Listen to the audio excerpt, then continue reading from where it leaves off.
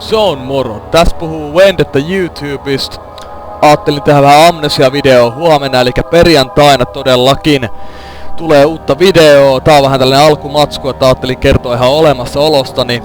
Ja tuli muuten mieleen, että en mennyt Raumokleesta matkiin millään tavalla, että en käytä hänen läppiään.